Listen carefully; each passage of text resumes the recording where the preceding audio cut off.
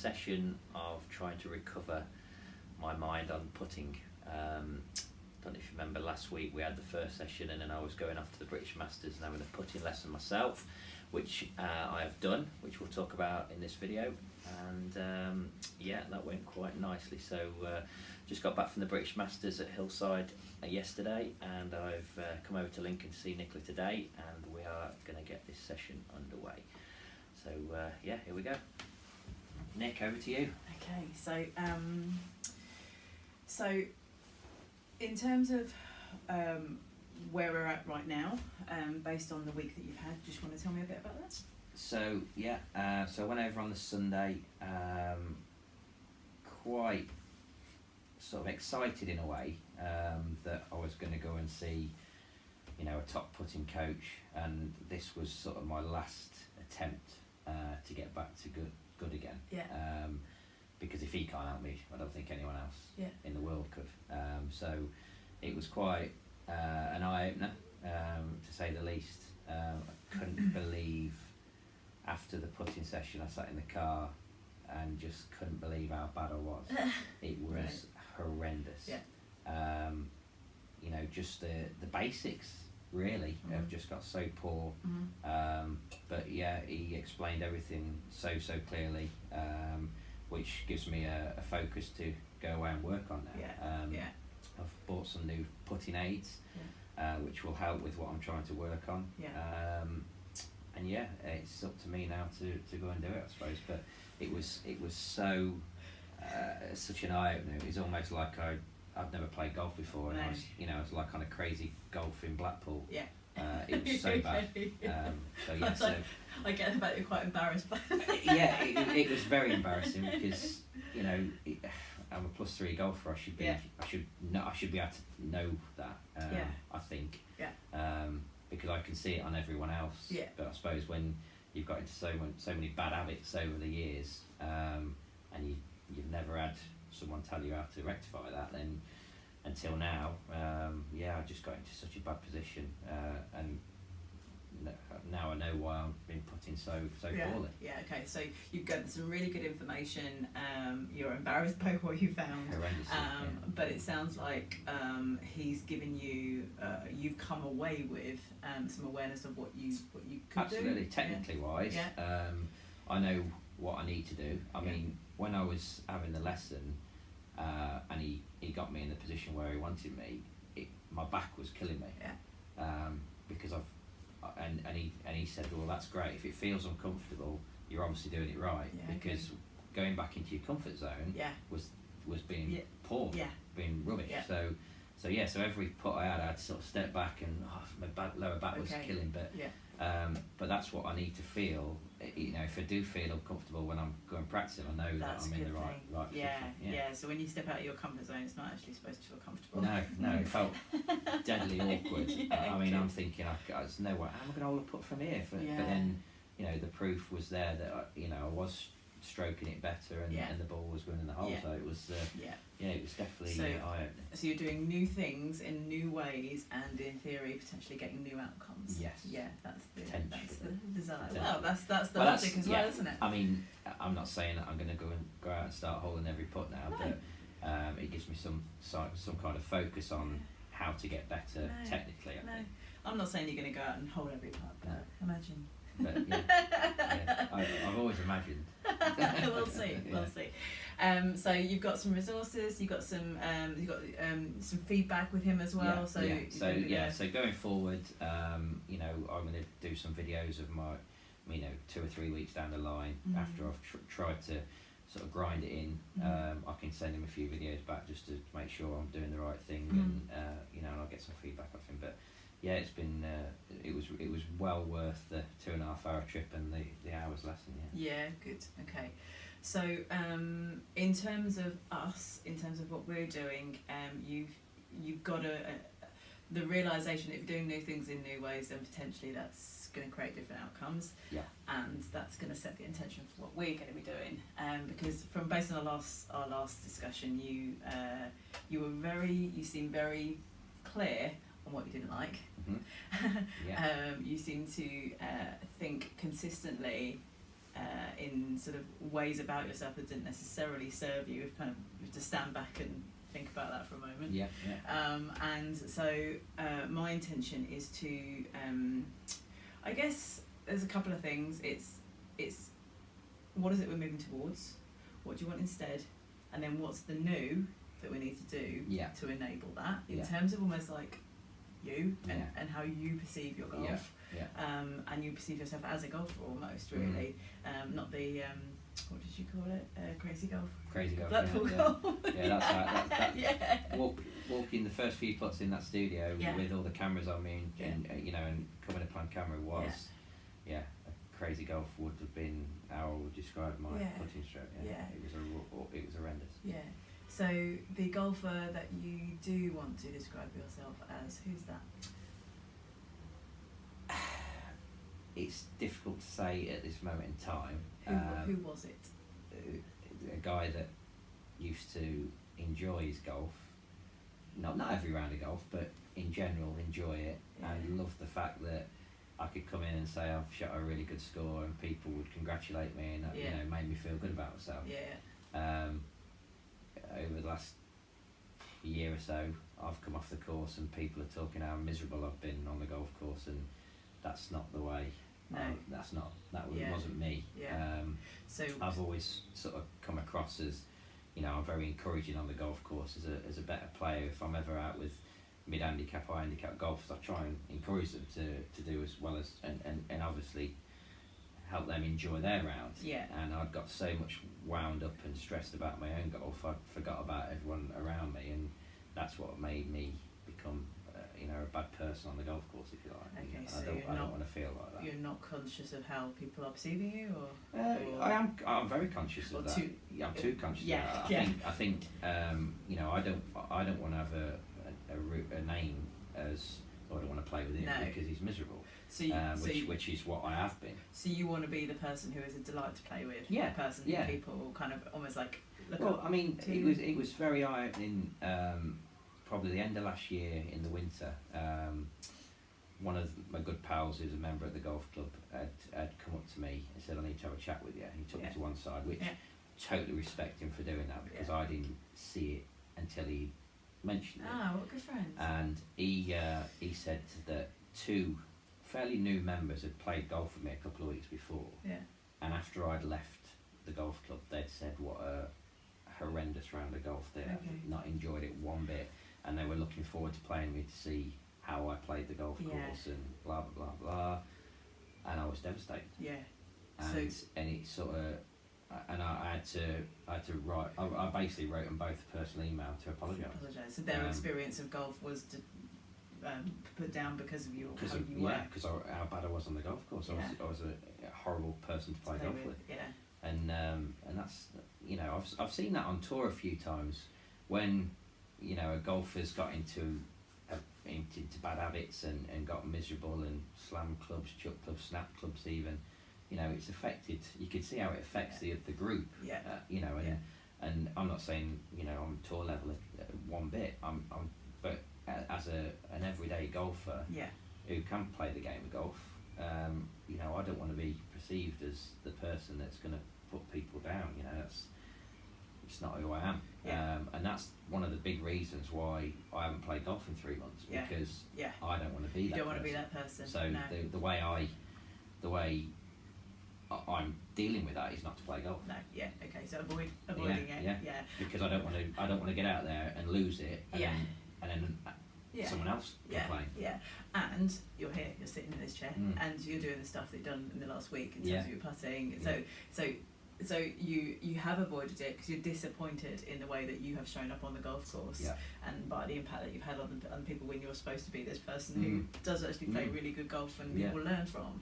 So we're getting back to that then. That person who is on the golf course, who is a delight to play with, who is somebody that people learn from and wants to be with in that way. I think looking back on me as a golfer personally, I'm the one that always, I never blame anything else. It's always my fault, which I take ownership of, which I think that's the best way to be. I don't try and sugarcoat it by saying, oh, you know, what a bounce I've had, or Yeah. did you see that bobble, or how bad are the Yeah. greens, or, you know, you never hear me complaining about Yeah. how bad the, you know, a golf course is if Yeah. I've had a bad round. Yeah. But you'll probably hear me moan at how bad I've played. Sure. You Yeah. know, or mainly recently how bad I've put it. I'll just share an insight with you if you like, because there's ways that people are wired. People are either wired internally or externally. So Right. they're internally validated, as in, well, I just know if I've played a good game of golf, Mhm. yeah. Or they're externally validated. Well, I need them to tell me. Yeah. I need that external validation. Yeah. And it's great when you are internally validated. It's really useful. Like Tiger Woods is the most internally validated Yeah. golfer I think you'll possibly Yeah, get. absolutely. Yeah. And equally, if you don't have your own back, that turns into judgment, Yeah. which it sounds like potentially what's been going on in terms of you've had an opinion detrimentally to Yeah. you Yeah. about your behaviour and your experience to play with, Mm. yeah, Yeah, your definitely, playing yeah. ability. So. So the shift, the great news is that you're internally validated, because that Okay. means you're just focused on yourself. Yeah. Yeah, in that way, but you're Yeah. conscious of your impact on other Yeah. people. Yeah. Absolutely. But you know whether you played golf well. Mm. Yeah. So we're going to make a step change and a shift to backing yourself and playing for yourself rather than against yourself. Okay. That's our intention. Right. Okay. We're going to tune you into the version of yourself that you can play when you play as this person. Mhm. Yeah. We're going to explore what drives you. Okay, in terms of that, and I've got a couple of things around that already. Yeah. And then we're going to put some of that into actually how you play your golf. That almost. Oh, let me ask you. So, the way, if you could play if you have an experience from your history that you could just, if I just played like that then here, Yeah. now, Yeah. I'd be brilliant. Yeah. What's that? I think when with golf, I think it's not about how good the good shots are; it's how good the bad shots are Okay. for you to become a really good golfer. Yeah. And I've always thought that if my experience of you know, I hold the course record at Newark, shot 64, which was a great round of golf. Yeah. But I was flawless. Yeah. You know, I couldn't do anything wrong. Yeah. You know, I'd hit the fairways, hit the greens, and I'd hold putts, Yeah. or I'd have a chip in. It was easy, and that came across as an easy round of golf. Yeah. But what I sort of take most out of golf is if I'm playing terrible, but I still get round in a score. Okay. That I can come back off. If I come off the golf course and shoot 71, Yeah. and I've hit it terrible, Yeah. I can sort of take something from that and saying, well, yeah, that was horrendous, but how good a score have I just shot? Yeah. Yeah. Where when it just comes naturally easy to me, on some days it does, and I go and shoot 64, all right, I'm over the moon. But, you know, it wasn't a grind. It No. wasn't, it just came, Yeah. you know, in my lap, if you like. I didn't have to Yeah. do much. But recently, if I've missed that putt, Yeah. then my head's gone. Yeah. Okay. And I'm So shooting 80. It's almost like holding your nerve, having confidence. Yeah. It's like my worst game is still good. Yeah, Yeah. exactly, yeah. You So- know, and then over the course of the year, when you look at all your results in the competitions that you play in, your bad scores are going to be 72, 73, Yeah. where over the course of last year, I was walking off the golf course because I was that peed off with myself. Yeah. You know, my putting was that bad. I just, there's no point in playing here. Yeah. I'm driving it great, I'm hitting my irons great, and I'm 3-putting 4 times in the first 7 Yeah. holes. Yeah. I'm going in, I'm done. Yeah. So it's that mindset of confidence, almost not jumping straight to the end, staying with yourself. I mean, I should I think, I mean, and this is what the annoying part is, as a golf caddy for 16 years on the European Tour, following the best golfers in the world, I see how they do it. Yeah. And their bounce back ability after making a bogey or a double bogey, Yeah. 9 times out of 10 you'll see them birdie the next hole, Yeah. because their mental strength is Sure. so good. Yeah. But with me, I just, well, that's it. Yeah. Well, that was rubbish, I'm giving up. Yeah. You know, and I can't seem to get that drive. And I suppose, you know, it's how to get that drive back. Yeah. You know, how to challenge myself to make up from the mistake I've just made, Yeah. instead of just giving up on it, Yeah. and being miserable and, Yeah. and grumpy and, Yeah. and taking out on, you know, other people, Yeah. you know, where, So this where is it should be this is my. about your bounce back ability, Mm. but there's some within that. There's some almost like known truths. There's Yeah. almost some kind of like, I know this about myself. I know this about my competency, my capability, my mindset that enables me to bounce back. Mm. So it's exploring what that is Yeah. and getting that absolutely clear in Exactly. you. So that in that moment you just go, oh well, Yeah, that's it. Done. move forward. Let's go and have a pint. Yeah, Okay. and that's it. Okay. But yeah, I mean, I there is a, you know, the lads do take the mick out of me at the golf club, Newark. You know, they say, "Oh, you're going to get past the 7th hole this week," because I've known the 7th hole's I'm nearly by the clubhouse and I walk off. Okay. And So it's almost like at the 7th hole you give permission Yeah. to go. yeah, and it's not, you know, that's not what you want to. And the version of yourself that you played as previously, with that version of Well, you there's gone off at the 7th hole? yeah, I never would have gone after the No. 7th hole Okay. because you know you'd have battled round and Yeah. got round and still made a score of it. Yeah. So, you know, it's not the. I know they're only joking and they take the mick, but deep down you think, well, hang Yeah. on, there's a reality in that. They what they're saying is true because, you know, when I have had enough and I've given up, I do walk in on the 7th or 8th hole, and that's me quitting, if you like. Yeah. And you know, I want to be out there. If I could, I wouldn't mind what sort of score I shot, as long as I could enjoy it. Yeah. You know, and be a nice person to be around. You know, I know I'm not going to play every round of golf brilliantly because I don't practice. I don't get a chance to with being away on tour a lot. But it would be nice to not let it bother me so much. I spoke to one of the caddies this week, and he said, "I can't believe you're not playing golf." He says, "Why do you let it bother you?" And he's a 2 handicap. He's a good player, but he, you know, he finds it a struggle to get around to play to 2 handicap. He was saying, Yeah. but he just enjoys it. Just He enjoys enjoys it in that one good shot around Yeah. or holding that big long Yeah. putt. And I can't get that in my head. Yeah. You know, I need to be able to hit good shots, hold putts, and you know, and shoot good scores. Yeah. And you know, and I can't seem to get over the barrier where if it don't quite go right for you, Yeah. how do you carry on and still try and enjoy it? So you're so caught up in the result. I suppose I am. Yeah, I'm looking at outcome rather than you're at outcome rather you know, what's than happening. Yeah, sure. Because you know, I could be 4 or 5 over after 12 holes and birdie the last 5 holes because I've done that before. Yeah. I've birdied those holes, so I know I can do it. Yeah. But it's having right 5 over par. Let's finish Yeah. 2 over. Yeah. Now I'm saying this to my player every week in, week out, because that's my job. Right, come on, let's give us 4 chances the next 5 holes from 12 feet. Yeah. Get back to a couple over, so we've got a chance of making the cut tomorrow. Yeah. You know, and I hear myself saying that, Yeah. but I can't tell myself that No. because I've already given up in myself. And if you could. Well, if I could listen to myself, I probably would go and make a couple of birdies, Okay, and yeah. you know, but I just can't. It's Okay. you know, my old man's always said to me, you know, if I was mentally stronger, I'd probably be in a better position as a golfer now. Yeah. Because he's always saw me chuck the dummy out of the Yeah, pram as he calls it. Yeah. But So it's like you know how to chuck the dummy out of the pram. Oh, You know how I'm to world's best be at it. results focused, and it's like if you keep doing the same thing the same way, if it doesn't serve you, you're going to continue to have this situation. So correct, yeah. so you can't. It's almost like you were talking about the 7th hole. I know that the 7th hole I can go off. Mm. Yeah. Mm. You can't not think about that. You can't say, okay, so the 7th hole, I'm not going to do that. You can only make a choice as to what you want instead. Yeah. Yeah.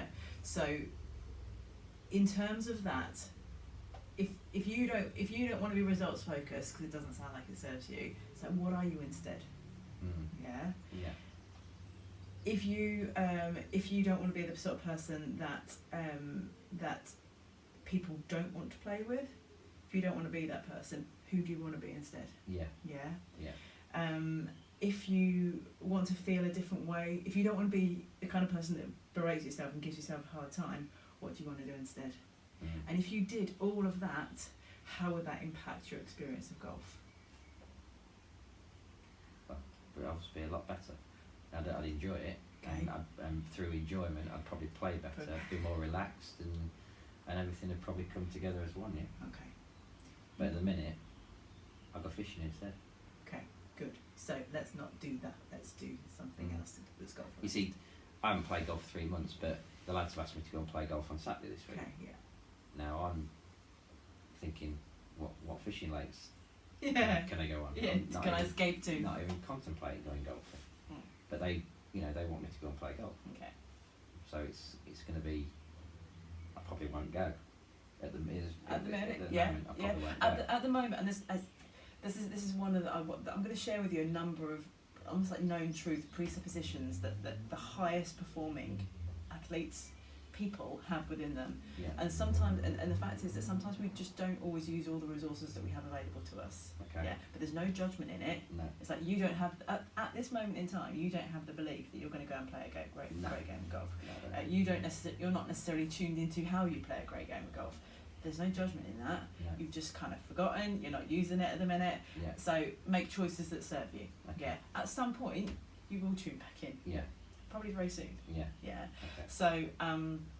So do what serves you in this short term, and very quickly you may find that quite easily you remember those resources working with me.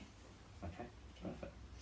Do you want to? Yeah. Well, So I was going to say, do you want to pause at that point, or just? I was going to say, what obviously you've heard a couple of sessions from Nicola, how she's been talking to me and how she's going to help me. If you can see any part of your game or mental strengths that are not as good as you'd like them to be, and you'd like to maybe get in touch with Nicola, do you want to tell them your email address, website? Yeah, sure. So it's Nicola Elwood, and it's Nicola at Performance and Mastery, and my website is performancemastery.co.uk. I haven't even started with him yet. Yes, get started.